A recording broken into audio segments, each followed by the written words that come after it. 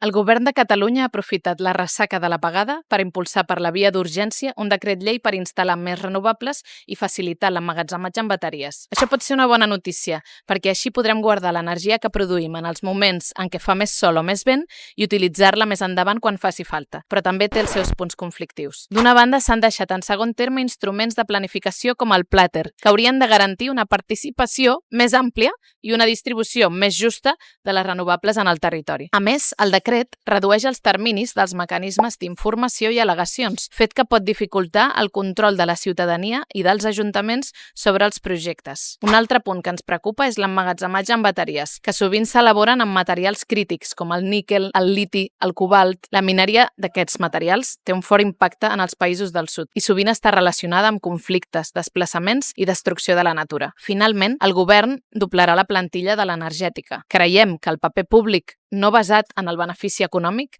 és essencial per impulsar una transició energètica justa. Tot i així, ens preocupa que això no vagi acompanyat d'una participació real. En definitiva, el decret fa un pas en la direcció correcta, però cal que la transició energètica es faci de forma justa, democràtica i respectuosa, tant amb el territori català com amb els països del sud global.